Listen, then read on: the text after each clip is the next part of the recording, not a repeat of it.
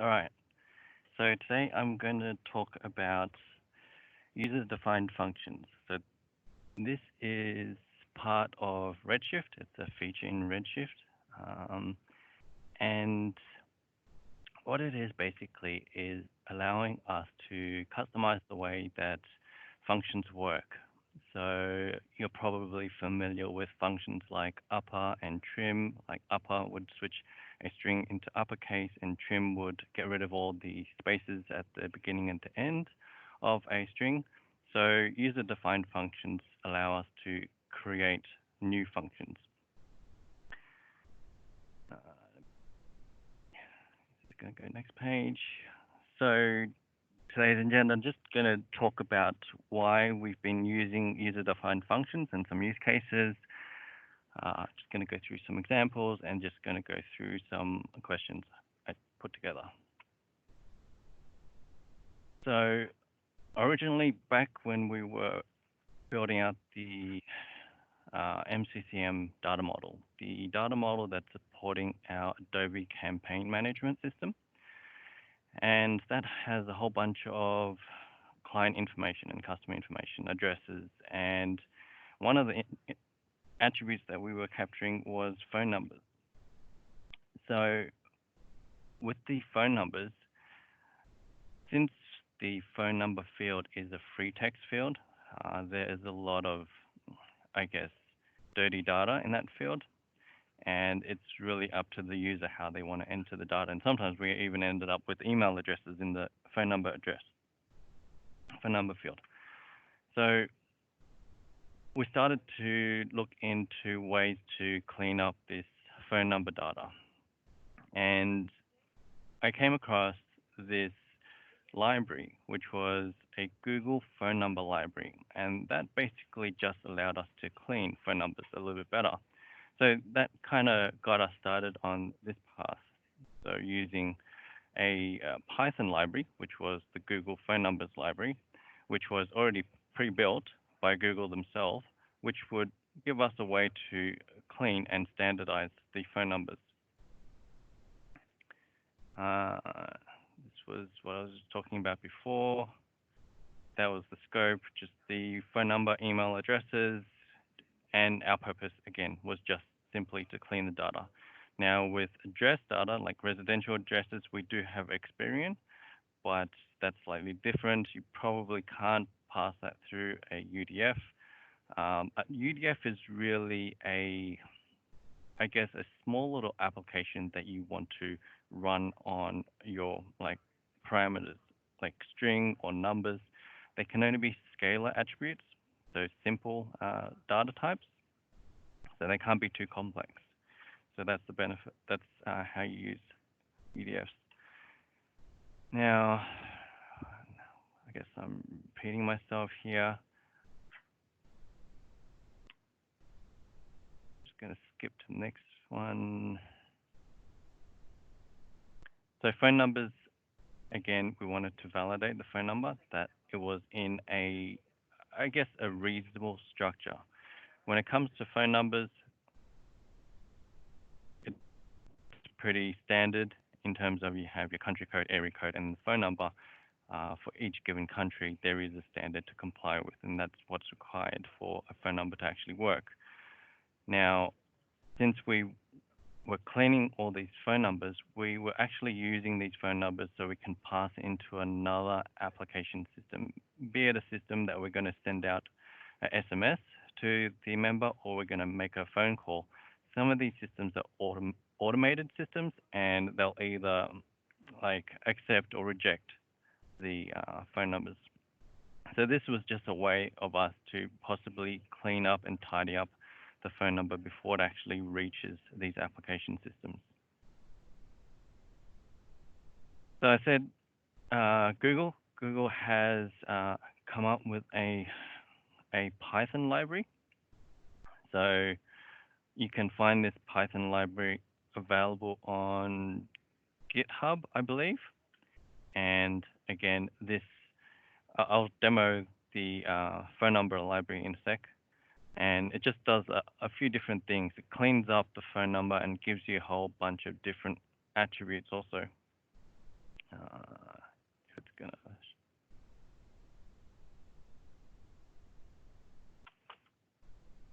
So if I had a phone number and it was like something like this, and you, so this website is in the back end. It's actually got the Google phone number library hooked into it. So this is basically the functionality. Oh, I must have typed something wrong. But it gives you all this information and attempts to identify the country and whether or not a phone number is valid or invalid. Now, let me just.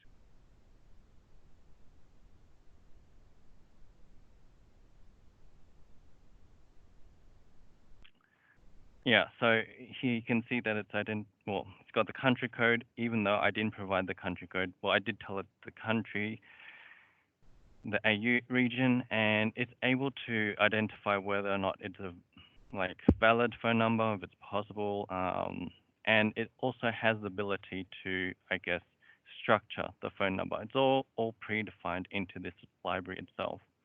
Now, if I was to go back, or actually put the wrong one before anyway, but it's the same sort of thing. It identifies that it's an incorrect phone number. So it didn't meet the standard and it would have just come up false. So this is what we've actually implemented in the MCCM data model. All the phone numbers from whatever application systems we have, it goes through a cleaning process through this library, and it's all run through Redshift, and then the cleaned phone numbers in whatever structure that is desired is actually passed into the Adobe Campaign application. Okay, so I'll just go back.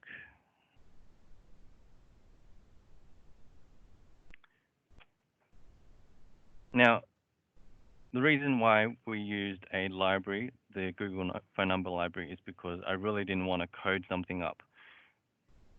Now, I really didn't know where to start if I was to actually code something like this in SQL to actually run through each and every digit of the phone number, clean it up, get rid of all the characters and just only keep the numbers, get rid of all the special characters, all that kind of things. I didn't really want to deal with those things.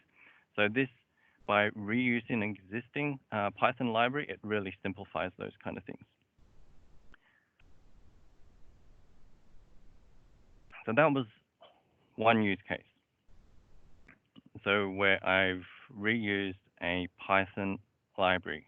So rather than going back to SQL and building out some sort of business logic to clean up phone numbers, I'm reusing a Python library and asking that to clean it up for me. Now, we might not always have a Python library already pre-built for us. And this is just one example where we've still used a user-defined function where we've coded up a UDF which takes one of the system IDs, the policy number, and then it converts it into a payment reference number. So a payment reference number is a number that is attached to, I guess, customer invoices that we send out to members, and then those numbers are used to cross-reference back on our internal systems when someone makes a payment. So we wanted to have a way to create these numbers, and all that logic, it was made known to us, and what we did was simply code up that logic in Python. So just having Python allows us to perform things like looping, error checking. It just, I guess, encapsulates all the business logic into one function. So that was one example.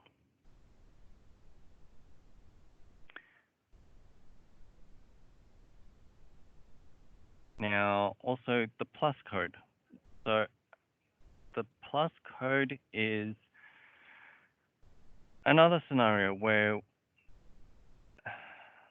when you have an address and like a postal address, and you plug that into Google Maps, for example.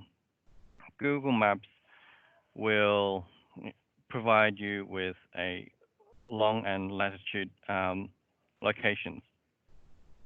Now, sometimes those locations might not actually have a postal address or street address. Maybe you're choosing somewhere in the middle of a park, for example. Now, there's some sort of standard that they've come up with calling it a plus code, which attempts to codify the long and lats into a short hash code.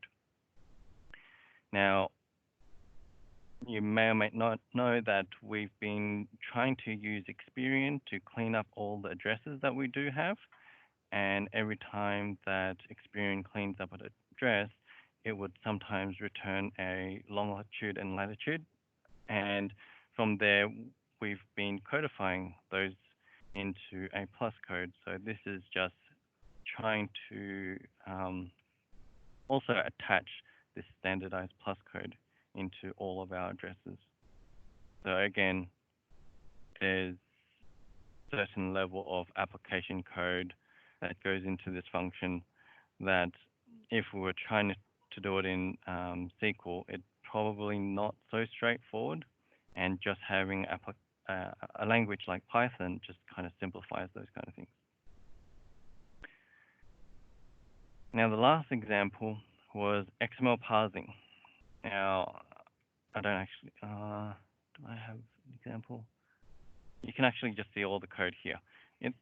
This was just a very simple example, which would allow Redshift to take a XML string. So XML string is, I actually don't have an example, but it's a semi-structured data structure, and allows you to keep complex objects and attributes in a single field or single text element. Now, having this sort of function would allow you to parse and pull out bits and pieces from your XML message. And so this function was just, I guess, a very simple way, kind of a hacky way of pulling out very simple elements out of XML. So if we do have, say, a field in Redshift, and in that field it had a bunch of XML elements, say, for example, one field or one element, inside that single element there was an XML message. The XML message had 10 actual attributes inside. You might be able to pull out the third element, for example. So that's for those kind of examples. So how to get started? There's documentation online that you can read. So to really get started with building out UDFs, you need to first have access. So there's certain permissions that you're going to require in Redshift, and you probably have to email capabilities for them to enable it on your user account. Now, once you do have access, then you should be able to start, I guess, building out these functions. I haven't actually worked out an easy way to develop very complex functions and very complex Python code. But so far, it's just been a lot of trial and error. So second question, can you actually use a SQL query in UDFs? So UDFs, there is SQL code or SQL language in UDFs, but it's not SQL as we know it. So really, the short answer would be no, don't use SQL in UDFs. If you are going to be using UDFs, then you're probably best using Python. Now, if you did want to use SQL, in terms of you had a query that was accessing a table and you wanted to do some transforms and you had some parameters and everything, then probably just about a year ago, Redshift actually released stored procedures. So stored procedures does have that functionality in Redshift, but I actually haven't gone through the process of trialing it out just yet. I think Acetal has also tried it out recently. Third point, can we import custom libraries into UDFs? Yes, as I said, we imported the Google phone number library, which was Python based.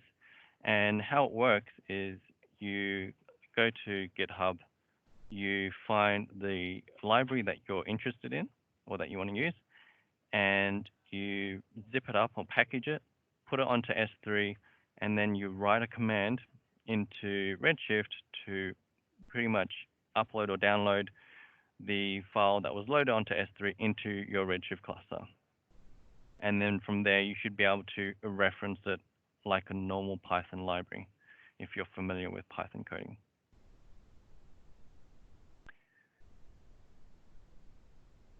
Now, can you pass complex data elements into UDFs? For example, an array or a list of items. And simple answer is no, you can't. You can only pass in very basic elements, very basic data structures. So integers, numbers, strings, those kind of things. Now, if you do want to possibly pass in an array or list of items, you do have the option of passing in a very long delimited string and then breaking up that string in your application if that's really what you want to do. All right. And then the last 2 points, how do you see all the UDFs? You can just run the select statement in Redshift. That will show you a list of all the procedures. And then the last point is error logs. So as I said, I haven't really worked out a nice way of developing Python code in Redshift. And so seeing errors is sometimes difficult, but it's just a matter of trial and error, coding up something, running it, testing it, seeing if you can see any errors in this specific location, the SVL UDF log. Sorry. So that was pretty much it. I know it was a bit short, but yeah, I just wanted to show that there are other ways of using Redshift, adding more functionality to Redshift when the standard functions don't meet our requirements. Just a few things. So UDFs, it's really there for us to pass in simple data elements and to transform these simple data elements. So as I said, cleaning a phone number, converting to a plus code, those kind of things. They all are like string-based operations. UDFs don't actually have access to the underlying Redshift storage infrastructure. So a UDF can't access any data on a table. It can only access the data that you pass in as a parameter into the function. So that's where it's common limited, and then that's where you probably need to look into stored procedures if you do want to access data on Redshift. So any questions?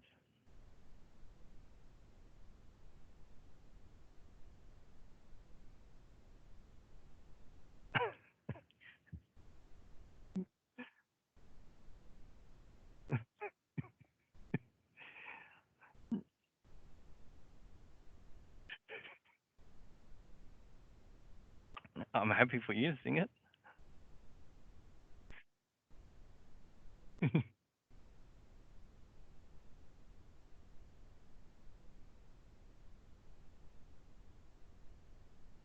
Yep,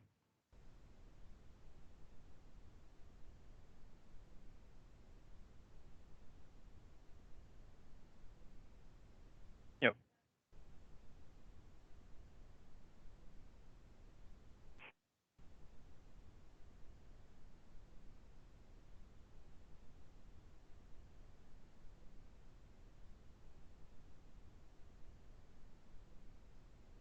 So the libraries, I don't know. I haven't actually looked further into that. The functions as point 0.5, you can look at that. Um, yep, no.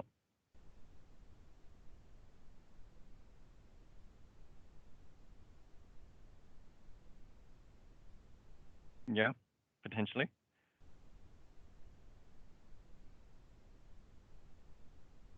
Yeah.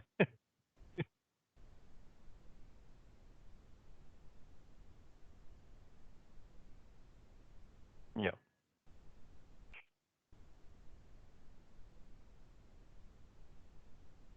Yep. No. No. No. There's no other languages.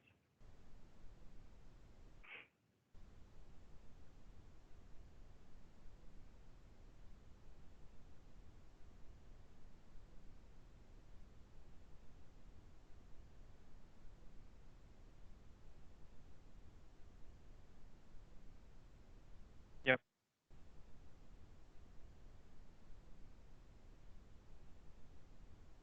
Um, you could possibly search um, Python library repositories. So Python has a packaging system whereby, say, for example, you had a package, and there's various commands that you can just type in Python to install your packages. Now, that might be a good starting point because those repositories have loads of various libraries in them already, and you could probably start there. So once you find the library that you want, then probably just Google it and then try and locate a copy of that.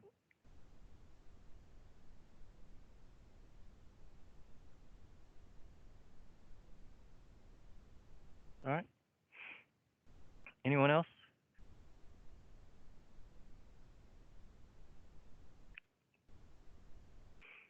All right. No further questions. All right. Thanks, everyone. See ya.